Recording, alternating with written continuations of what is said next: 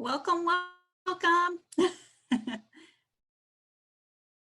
We got one more person on their way here.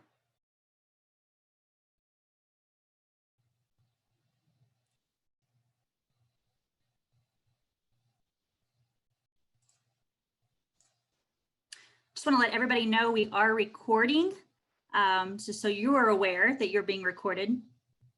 And this is going to be a conversation. So at any point that you have you have a question you want to ask or some input you want to provide, we would love for you to do that. That is the purpose of this. Just write it in the chat, and then Emily will bring you up on the screen, and you'll be able to communicate with us with no problem, and we'll be able to have that discussion that you'd like to have. Today, we're going to talk about vaccine hesitancy.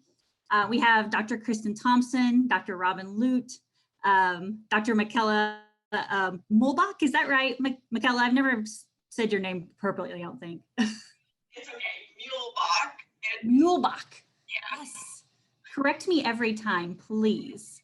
And I'm Dr. Chelsea Gillum. So thank you guys for joining us. We are going to actually do this every month on the first Thursday of every month, and we'll have a different topic. We invite you to come. If you'd like to actually participate as being one of the main individuals that are talking, we would love for you to do that as well. So just let us know, reach out, and we'd be happy to schedule that with you on a topic that you're interested in. All right, so vaccine hesitancy is something that we are probably all experiencing right now in practice or with the individuals that we're supervising. In 2019, the World Health Organization actually said it's one of the top 10 biggest public health threats, and that was prior to COVID. So let's talk a little bit about vaccine hesitancy, how we're handling that in our own practice. Obviously, there's no format, and that's the purpose of this. So anybody that wants to join in is welcome to.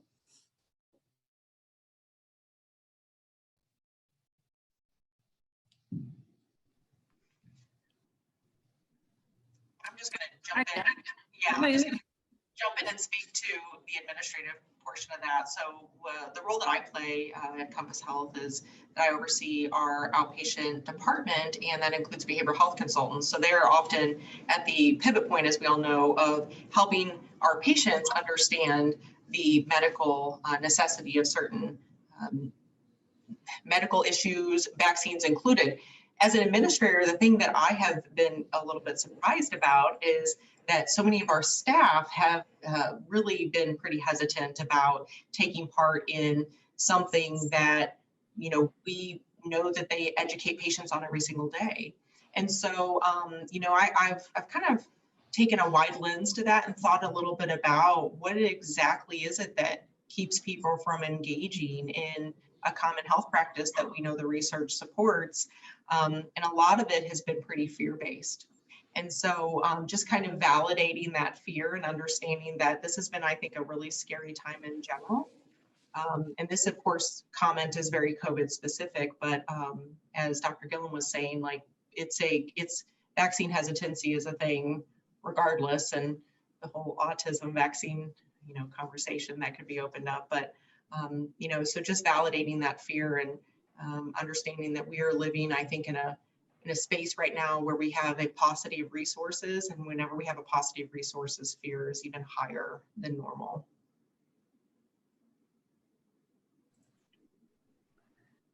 When I was looking at the research for vaccine hesitancy and how we address that in practice, a lot of research comes out of using motivational interviewing. Tons speak to this because motivational interviewing was used with vaccine hesitancy prior. I think HPV, there's a huge research article about how they used motivational interviewing with parents to try to get them to vaccinate their children. So for you guys, are your individuals reaching out to you about using MI? Do you feel like they are equipped to use it? Have you seen this in practice yet? Kind of how does MI fit into this picture for you?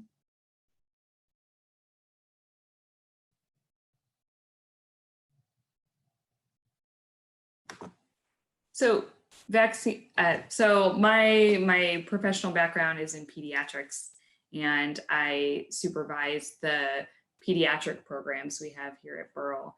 And so vaccine hesitancy is something we've been dealing with for a long time, and it feels sort of routine in a lot of ways, although the COVID piece is new and something that they're not yet dealing with because we're not vaccinating kids for COVID yet.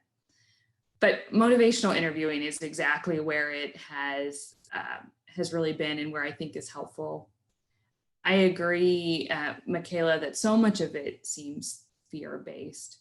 And I found a lot of times with parents, inaction feels a lot safer and less threatening than action. And if I give my child this vaccine, and even maybe she doesn't have autism, but maybe she cries for 3 days, and I have torture for 3 days knowing that she's crying because I vaccinated her, or at least that's what I believe. And so, we'll even have families who maybe do one, but then they correlate a negative experience right after that to the vaccine, and it really shifts their willingness to do it in the future. So there's a lot of fear. There's a lot of, fear with early parenting, I think, too, but there's just a lot of that. Well, if I don't do anything, there's no immediate harm that's going to happen, and that feels safer. But I don't know that people are fully aware that that's how they have kind of drawn those lines. And motivational interviewing, I think, is a way to kind of get that elicited. I think particularly some of the rolling with the resistance and getting people to really argue with you and argue in favor of their position really requires people to out loud say the things they're worried about, and sometimes hear that they don't really hold water. But it requires articulating those things that really helps start to shift. So in short, I agree with the motivational interviewing piece. I found that to be really effective, and just making space to hear people's fears, because a lot of times there's even shame about those fears. I don't want to be one of those anti-vaxxers, but I kind of get it. And so making space in a safe way to hear those fears and validate them, I think, is also just incredibly important. I feel like if no one else is going, were you going to immediately jump on there, Chelsea? Okay. So, hi, I'm Robin Lute. I'm the Director of Clinical Training at Kansas City University. We have a 5-year PsyD program and work closely with different sites and clearly MOPA in terms of our training. So I am coming from a different perspective. We are lucky enough, Kansas City University is lucky enough to be partnering with the Missouri National Guard as well as the Missouri Departments of Health to provide vaccination rollout. And so I've been very deep, and I do want to mention the resource of the Centers for Disease Control and Prevention. I know that's something that many of us would naturally go to or naturally consider as a resource, yet they have lots of educational modules, all kinds of information about very specific the very specific concerns we're bringing up right now, which is where I was going to connect with Dr. Thompson in terms of using that motivational interviewing. The other piece of that I hear you saying and that I'm finding is necessary to even use with students and other people I thought would want to jump immediately on the vaccine, right? Is the psychoeducation. So that once they start, you have done your motivational interviewing with due diligence, and you've had them list the reasons that don't hold water. How do we help people,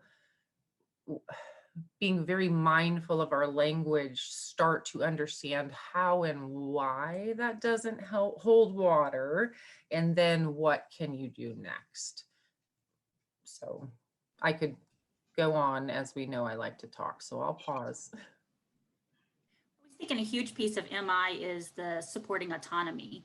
And I think, we teach that when you're offering a reflection, it doesn't mean that you're condoning or agreeing with the individual. And I think it's important to say that when we support autonomy with MI, we're also we don't have a bias about that. We're not condoning that behavior. And that's a huge piece, I think, with vaccine hesitancy, because supporting autonomy is such a big part of MI, that we really educate the providers that in doing this and support them in doing that, it doesn't necessarily mean that you agree. but I think the biggest piece for vaccine hesitancy is coming at that with empathy and understanding. And I recently watched a TED Talk, and I'm going to put the link down in the chat before we go today. It was called "Ideas Not Worth Spreading: The Psychology of Vaccine Hesitancy." And that guy, the guy that spoke on that, was a child and adolescent psychiatrist, talked about how these decisions are made completely out of love for their children, like what Dr. Thompson was talking about. The decision is made out of love. And he outlined 10 ways to basically create any idea that you have that maybe is not based on logic and convince someone that it's accurate. And so he kind of breaks down how this has occurred. And I thought it was beautiful because I was able to kind of sit through this and listen and put myself in a scenario of like, what if I wanted to convince someone of this? What are the human characteristics that I tap into that at the end, they come away feeling like they're completely convinced and they're doing the best thing for themselves or their child. And so that was a really great TED Talk to that point. And what Kristen was saying is that we're all making the best decisions that we have. And so we have to come in at this with empathy and understanding and allow them to have the autonomy. And I think physicians sometimes really struggle with allowing that space for autonomy because they're in this huge education role. Well, these are the facts and this is what needs to happen. And at times I think they use even scare tactics of you're overweight and therefore you could die if you get this. That's not going to change anyone's mind. We know that that doesn't help, which is why we exist in those spaces now. But I think that we also need to be educating our providers in these techniques and refresh them in their brains because they're also experiencing the same things that the patients that are coming in are. And it's just this bombarding of misinformation. Yeah, that makes me think about central and peripheral processing, right? And so like when we think about how do people make decisions, so like we've kind of observed a surprise of like, oh, we have all healthcare providers and we've given them all of these like administrative supports and we've provided them the vaccine, like we couldn't have made it easier. Well, for a subgroup of our employees and our patients and even our community partners that we were able to vaccinate, we know that worked really well because they showed up. And then there's that piece of like, well, what about the people who didn't show up? There has to be some sort of peripheral processing that's going on that no matter how many facts and pieces of data you provide them, that's not the language that they speak. That's not how they make decisions. We all know that sometimes we make decisions. Some of us tend to be more data focused and thought focused. So the central processors, and then for peripheral processors, it might be, well, who's a prototype? Like, show me someone that looks like me, that is like me, that got this, that I can trust. And so trust makes a big difference, right? And then that makes me think about rural healthcare.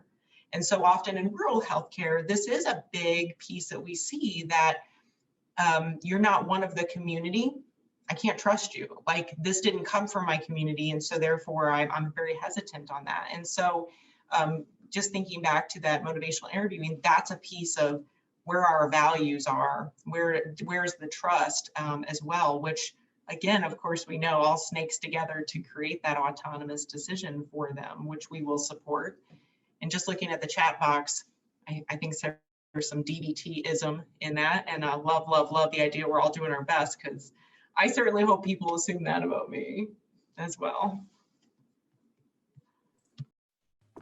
Hannah, you put some things in the chat. You want to talk to us a little bit about what you said? Sure.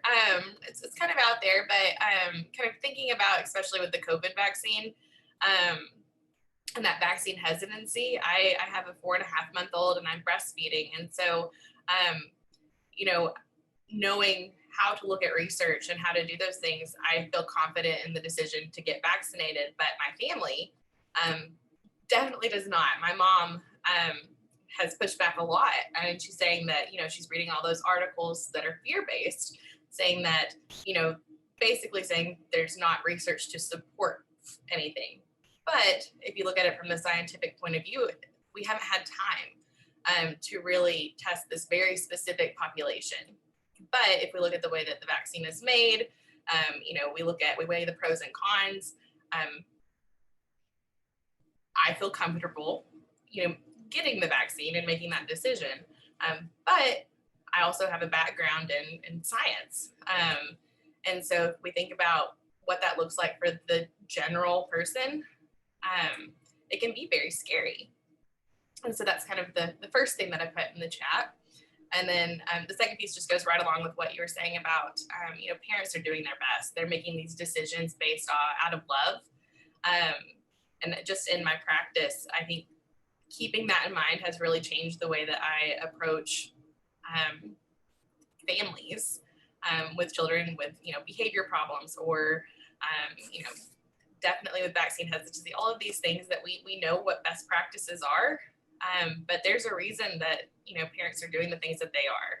And a lot of time and a lot of places, what they're doing would work for 99% of the population. But maybe their child has some special needs or their child, needs this other piece. And I think definitely keeping that in mind with vaccines is important as well. I hadn't thought about it applied in that way. I'd like to add another piece. I am the director of clinical programs for an agency in St. Louis, Missouri, our little haven, Keystone Mental Health Services. And some of our clients are involved in the foster care system, but we are open to the community as well. And more than half are African American. And so we have to take into account and add to the equation the history of abuse encountered in the medical system. Things actually did happen where people were treated unfairly and in dangerous ways medically. That's part of our history. And so Dr. Muehlbach talked about trust and with the rural populations. And so I'd like to add there is a history of mistrust in the African American community based on solid reasons for that mistrust. And so there does need to be an acknowledgement and just knowledge about that history of trauma with the medical system. The other thing is that in at least our clients' general perception, the vaccine for COVID was rolled out quickly. So there is skepticism that based on what many clients see as a quick rollout, that things weren't done appropriately and decently. And I think that adds to the distrust. And then the whole issue of there was lots of political ideology surrounding the vaccine and COVID. And so those are all additional layers that add to that mistrust that need to be acknowledged and dealt with honestly, I think, with clients' hesitancy. I'm so glad you brought that up because I had a section here and I had written global medical exploitation as being part of the reason that we have this huge mistrust. And it is about going into, we need to address what is the culture of those communities. I mean, communities all look different. And it's so important that we find, Dr. Muehlbach hit on this, that we find where does their trust lie? Where are the people that they trust to provide them this information? And it very well may not be the individuals they're seeing on TV every day. And so we have to treat every community a little bit differently and fully understand why that mistrust exists. And it is going to be different for minorities, and as it is for rural populations, it's also different. Those are absolutely great points.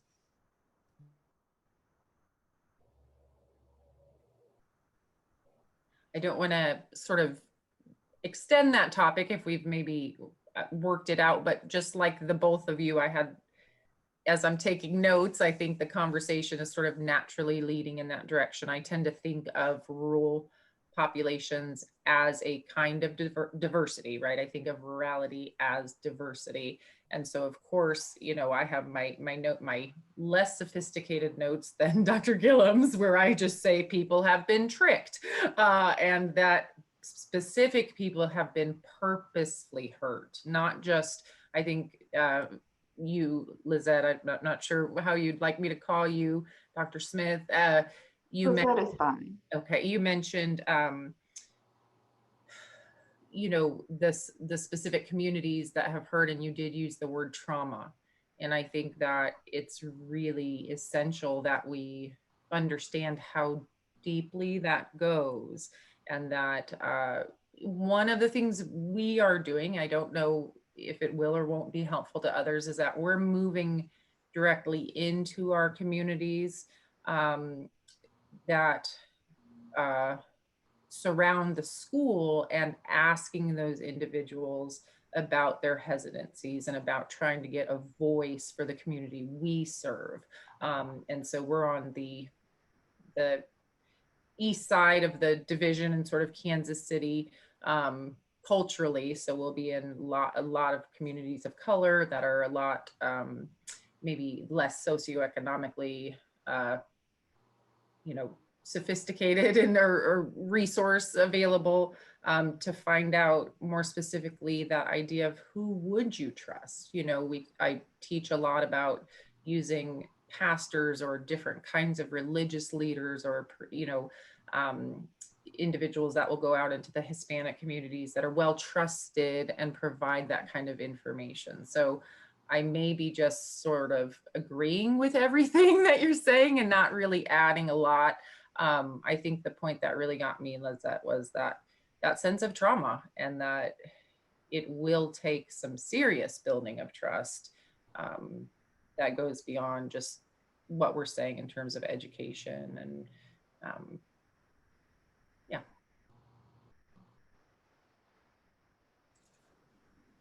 Hannah brought up something also that I wanted to go back to real quick, which is friends and family have, they influence people. They influence us, they influence one another. That is a huge source of our trust and where we get information.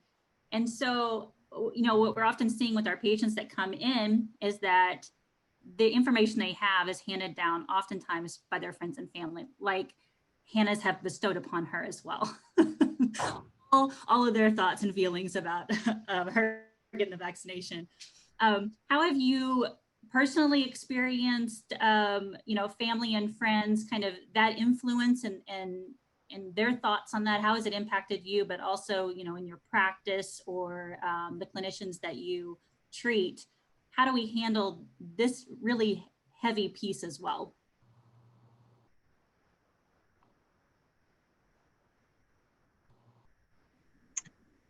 I've had some experiences wherein, you know, working for an organization that I feel proud that we were able to provide the vaccine for our forward-facing staff and our patient-facing staff in our communities that didn't have that opportunity when this rolled out.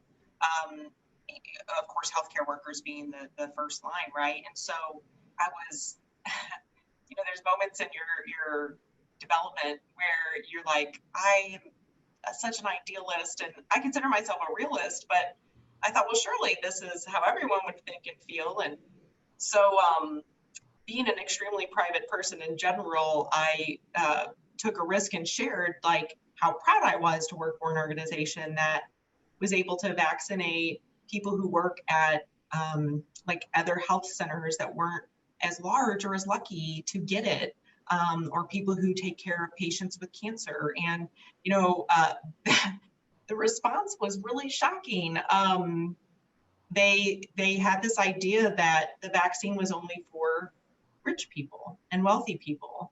And so it's like this kind of jumping off of what everyone else had kind of stated about culture and rurality and SES. And I was a little taken back by that. And I said, well, some of the people that we were able to vaccinate are support staff that interact with patients and like are necessary for our healthcare functions that, you know, are not what I would describe as wealthy. And I was very perplexed by that. And so that's kind of been an experience of mine. You know, of course, I'm certain we can all think of many examples about the political undertones of what those comments kind of carry with them, but that was shocking to me.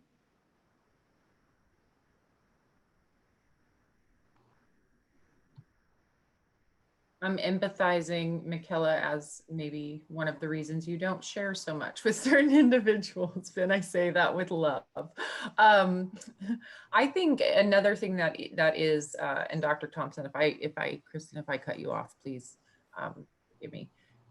We are also in the age where we are working against a serious disinformation campaign. So we've all loosely referred to political party or, you know, some politics around this, and I'm not going to call those out specifically, but when we think about social media, when we think that in the past, maybe, you know, information didn't travel the same way that it does now. And that can be very beneficial, and it can also be extraordinarily disastrous. So not only are we trying to move forward for individuals that have legitimate and serious concerns on their own, they're also being fed or consuming, because that's what social media is designed to do, is to force you to consume ideas. And there's a huge disinformation campaign that we're battling, as well as the pandemic. Robin, that kind of brings together a lot of what I've been about to say a couple different times here. It comes back to Michaela, when you were talking about a lot of the physicians have this tendency to maybe use scare tactics or even just be too direct. I struggle with, on the one hand, we have resources like the CDC or even just state and community level information campaigns that are fantastic resources. They are the science laid out in a way that I feel is digestible and approachable. And that is big government, the man, the big guy, science, whatever, but it is something that feels separate from me, bigger than me, smarter than me, not trustworthy, an organization that has historically not had my best interests at heart or has directly harmed me. And I think all these things we're saying makes those sources not trustworthy.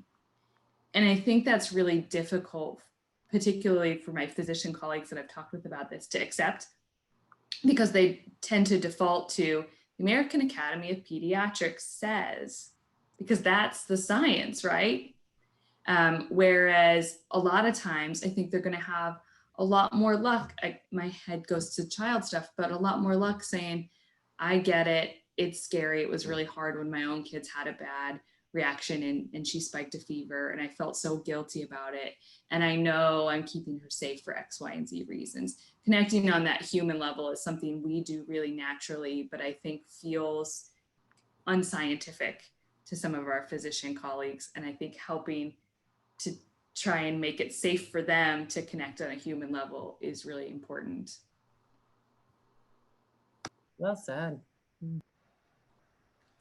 Hannah, tell us what you're thinking here. I don't have to tell it. I typed it. So you're old and cannot navigate those things like y'all youngins can do. No, I'm a regional trainer for the Mid-America Technology and Transfer Center. There we go, MHTTC. And our program director has framed it that we now, not only do we have this, political distrust, we have, racial tension, we have a national or an international pandemic, but we also now have to spend our time and energy to make science credible again. And I think that goes really well with what you were just saying, Dr. Thompson, of, you may have to change your approach a little bit. You can't necessarily rely on, the science like we have in the past, because it's just not credible to many people. And I think that that's a really, it's sad, but that's kind of where we're at right now. And I think that as clinicians, as people in these positions, we have to know that. And so I really appreciate what you brought up with that. And I, kind of thinking about that too, like this is where inoculation theory came out of, really, like the idea of like prepping people for what to expect with their healthcare. I mean, our informed consent process that anytime we deal with any patient care outlines that same thing. It's what you can expect. It's going to feel worse before it feels better.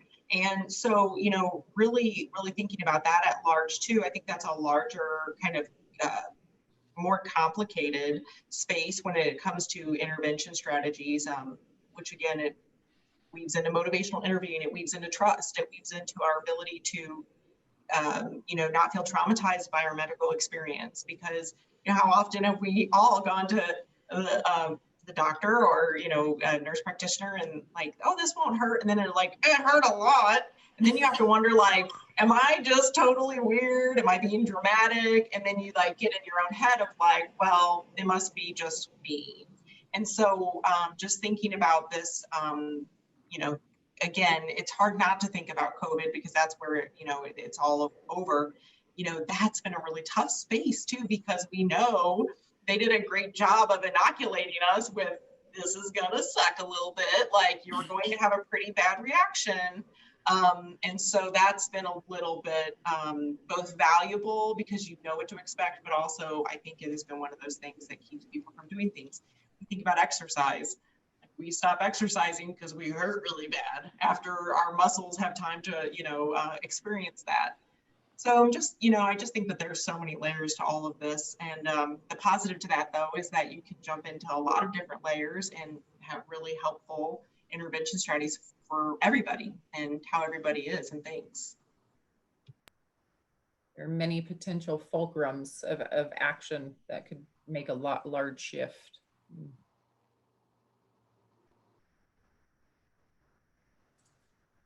I heard the debate about MI recently, and it was that if we use MI to encourage people to get vaccinated, then what are the ethics behind that? Because they don't come to the doctor's office saying, can I want to hear this. I want to be convinced otherwise, right? They come because they have, you know, diabetes and they have a checkup or something like that.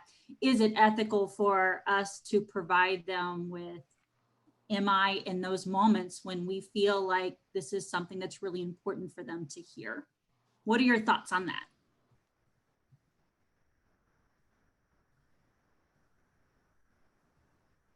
I'm going to give space to Hannah as the young one in the room.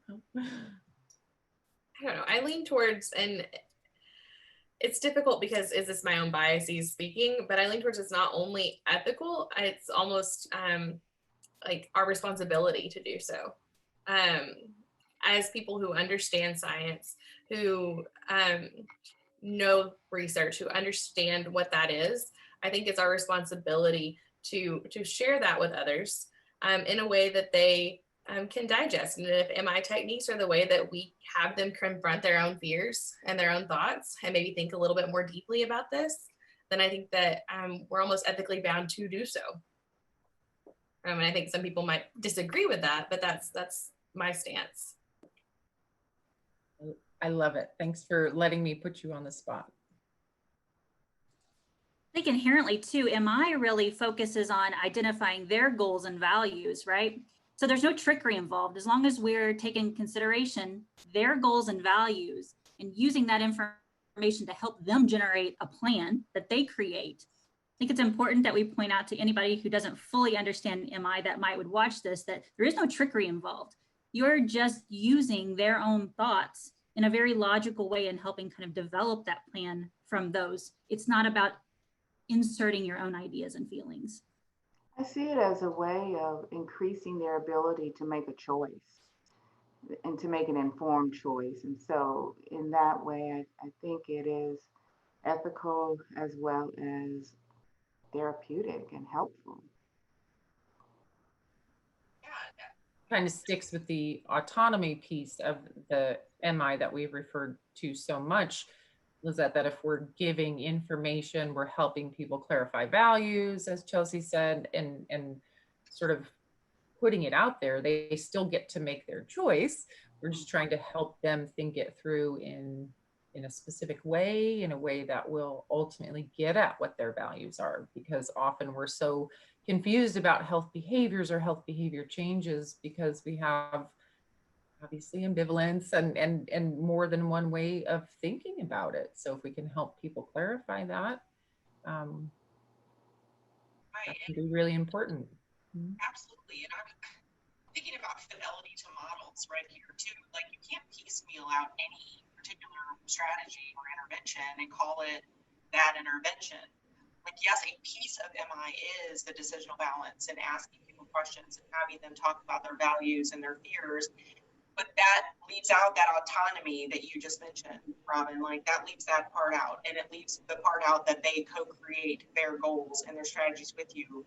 You're there to kind of help them along as a partner with them. And yeah, I just think that on the opposite end of that, like, what's our ethical obligation to do that? And what would be our clinical responsibility if we didn't? So if a patient, I think about the same thing with relationship to behavior change with children, but possibly all of us. When I think about extinction bursts, we often give a heads up. This is like the thing that I learned with like some of my interns. I was like, I forgot to remind them to tell them, warning, again, this will be worse before it gets better. So I think that's another piece of like, we do that with behavioral kind of changes, and why wouldn't we do that with medical things as well?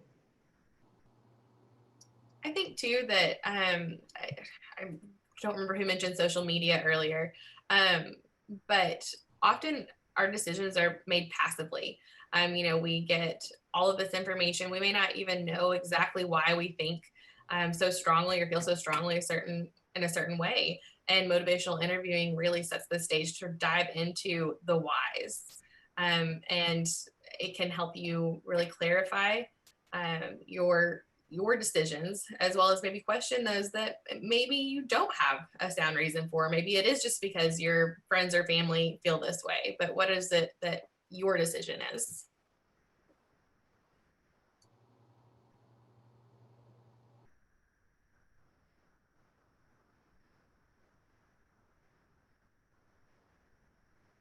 I just added some resources also to the chat, just in case some people had to jump off a little bit early. These are things that I found helpful. They're not all in APA format. I didn't have time to do that, but I think you can figure them out from there.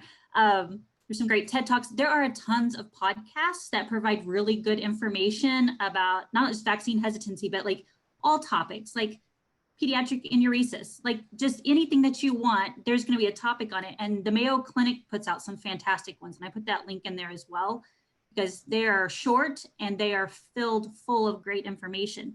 That brings me to another point that I wanted to just discuss with you all, which is when I was thinking about, like, in order to have these conversations with motivational interviewing, in order to have a discussion about vaccine hesitancy, we have to have that information also. And while the physicians have gotten tons of information, I don't feel like we've gotten a lot of really sound information given to us to be able to have these conversations. And I had this whole like existential crisis moment where I'm like, I don't even know if what I know is accurate. Like, how do I even know? Can I ever know? In my bathroom one morning. And I started looking at some of their resources. And of course, obviously the CDC has some great information. They also have information on like plain language. How does the vaccine work in the body? And, things that like, I just don't feel like I'm well-versed in, that I can have that conversation with a patient in an educated manner in that way. They really broke it down. And so I think we really need to be educating our clinicians on where they find this information, as well as ourselves, because until about a week ago, I didn't feel like I could have that conversation either. Where are you getting your resources, and what are your thoughts on that? I sort of had a flow of consciousness chat with you as you were speaking, because I earlier mentioned the CDC, and then, and it may have been taken in terms of the patient context. I was really suggesting, as you said, that is a place where I've gotten a great deal as I'm training, as we're gearing up to administer the vaccines.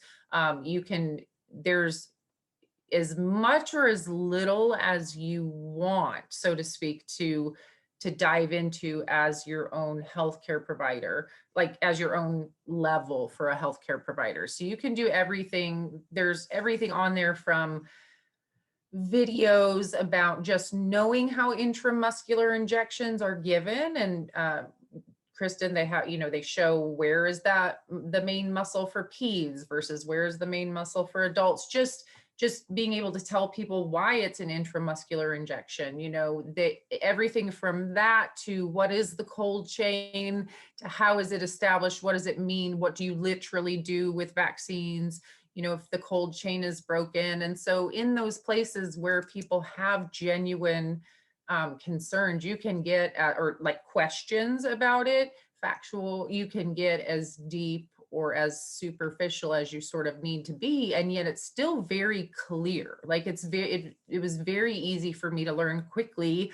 The Moderna vaccine is the 28-day vaccine. It's 0.5 milliliter. It is mixed with or not mixed with anything, versus the Pfizer that's 21 days. It is also 0.5 milliliter, yet it's mixed with saline, right? Like, so you can get as gritty and as factual or as broad as you need to. I may, if others discuss, I may hop on and see if I can get the specific modules that I'm taking and post them. Just FYI, or I can get them to people in another way if they're in. Okay, thank you. Kristen's faster than me. Thank you. It wasn't me. Okay. It wasn't me. It was something else. Whomever. Thank you. I feel like I just needed to call Robin. That was fantastic. Thank you. But also to Lizette's point, it talks about why was this rolled out so quickly, right? It explains that. And so we're hearing that a whole lot. That's a really good thing to educate yourself on. That resource Tell us more. That resource, sorry, I'm trying to not echo.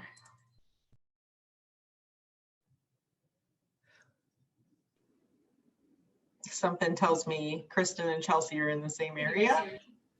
Yes.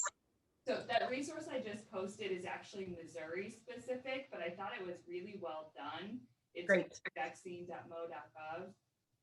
And what I like about that one is there's a section on rumor control, and it literally has every rumor that you've probably heard about it with an answer to it in plain language. But that was helpful to me to kind of articulate and package a response to some of those things. Thanks. I think that being able to have like people's real life responses and examples, I think has shown to be helpful. So as we know that, vaccines have rolled out, and we've had, there's certain pockets of places that have gotten it right, the first week, and then, 3 weeks. And then, so there's different places that have been able to get it at different times. And so being able to share the experiences, and also to be like, hey, none of our people have really had major problems with it, or here's what to expect. Like, if you can choose to do this, maybe you choose to do it on a Thursday, so that way Saturday you're at home whenever you don't feel so great. And so I think being able to so we've talked a lot about like science and those facts and that central processing, right? I'm talking more about peripheral space of being able to help build trust with people, of showing them like this is a real-time example of what's happened and why it's okay. The guinea pigs haven't died, basically.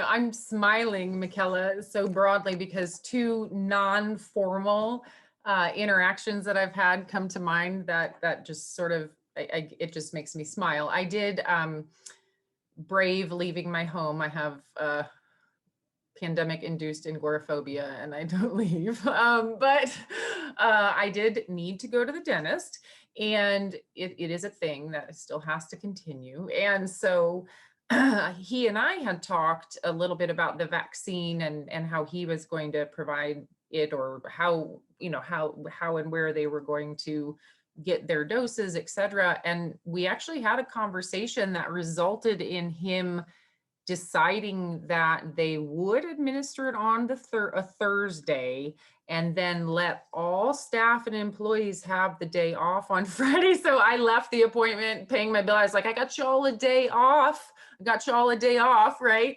And a second, just experience that Chelsea and I had very natural in the natural environment was a common healthcare provider friend who is just a double income, no kids, go getter. I asked her what she asked for book recs all the time. I said, do you read things for fun? And she's like, if it's about working out and working, it's fun, right? So she, love her, okay? She had posted, and it was almost a little bit of a, maybe a regretful or kind of guilty. I don't want to post about, I don't feel so great after this. I'm not sure if I should say it. And Chelsea and I just kind of tag teamed very, let's be honest about it. This is our role to tell people what it really is like. And I've planned the day off after I get my second on the 9th. I did take the 10th off. And just saying it's okay not to work. It's okay to take care of yourself. The immune response is what you want. You want to feel crummy. That means things are happening, right? And so anyway, just kind of those fun natural environments where we have the chance to make a difference. One thing that has been difficult for me. So I work in a clinic, and so I am able to get the vaccination, but I haven't been able to yet because everything is full. And I think that it's almost to our detriment, because once you get people on board and wanting the vaccine, we're still at a point where the rollout is still not meeting the demand, and we're about to start, letting teachers, other people start getting it as well. And I'm like, how long is it going to be until the Johnson County Health Department has open classes again? And I think that's something that's a struggle as well. Well, and I think that really taps into all of the culture, the mistrust, the rest of, who gets it, who's allowed. We've certainly seen celebrities, professional athletes, individuals with money, politicians, certainly some could argue the president of the United States would need to be vaccinated, whatever. But we certainly don't see a good rollout, nor like a planned equitable rollout. So I think that further exacerbates the trust issue. And when we're saying we're scientists, but please, we're all working on this together. It's like, well, but I'm a teacher and you can't vaccinate me, or I'm directly in healthcare and you can't vaccinate me. But, Rudy Giuliani, I'm just picking a person, got vaccinated. Right? Sorry, maybe I picked the wrong person. I'm just. I think it's also, we look at the populations that have been most affected by COVID, and those are also the populations that are least likely to get the vaccine right now. And so we look at our homeless populations, we look at our people of color, we look at all of these populations that have been hit disproportionately with COVID, and they're also not getting the vaccine at the levels that they should be. And I think that just adds to that historical trauma that these populations face, and getting equitable healthcare services. Right. How can I trust anything? That was so well said, Dr. West.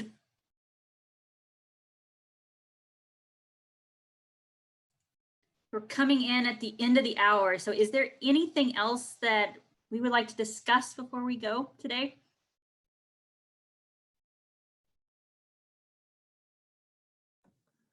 I guess I'm curious. I'm an action item person. I'm that person. Whether anyone, I feel like I've enjoyed this time together. I appreciate meeting, always meeting with intelligent, interested, caring professionals. So I honor that and I appreciate it. And I wonder if anyone is going to take anything back in terms of just knowledge, attitude, or even a specific actionable item within your family, your clinic, yourself, regarding our conversations today. Go ahead. Okay. We are currently doing a learning community for both providers in integrated primary care, and then also for educator groups about how they're dealing with COVID and problem solving some of the difficulties that come up. And I really think that this topic, especially taking back the motivational interviewing, how we're having these conversations about vaccine hesitancy, I think that it's going to make a really good topic to bring back and problem solve with our groups. Thank you for coming, Lizette. I'm also an My action. response to you, Dr. West. Sorry, go ahead. I'm also an action item human, and I was thinking earlier about the motivational interviewing piece as well, and taking that back to our clinicians and reminding them of using that as a tool. I mean, we constantly remind them about MI. They're probably like, yes, okay, we heard you the first time, Mom. Like, I just think that that's such a valuable piece, right? And that's what the beauty of it is. That's why we love it, is because it's so non-defensive and non-judgmental and patient-centered. And so I really also I'm a process-oriented person as well. So thinking about how grateful I was to be in this space today and to share this time. And, oftentimes things feel like another task to do. And what I have just processed and felt so grateful for was that this doesn't feel like a task. This feels like credit in the bank for me today. So I just really appreciate the conversation.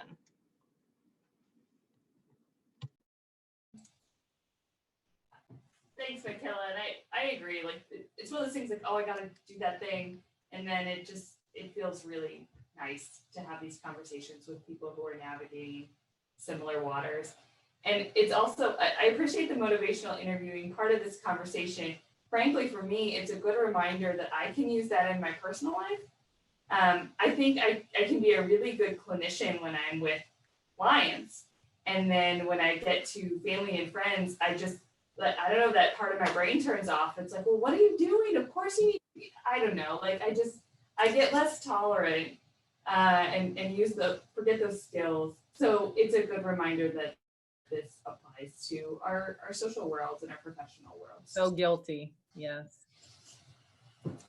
And I think for me, I keep mentioning vaccine hesitancy when I meet with people individually, but I want to look at maybe doing something a little bit more organized and more impactful for our team.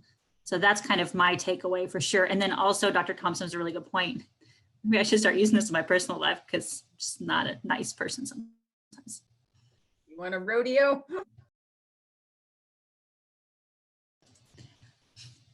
Thank you all for being here. It's so much appreciated. Again, we're going to do this every month. So Hannah, please come back and we would love to see you again. And as we advertise this more, I think that we'll have more and more individuals that join us. So feel free to share that as well. Thank you. Thank you.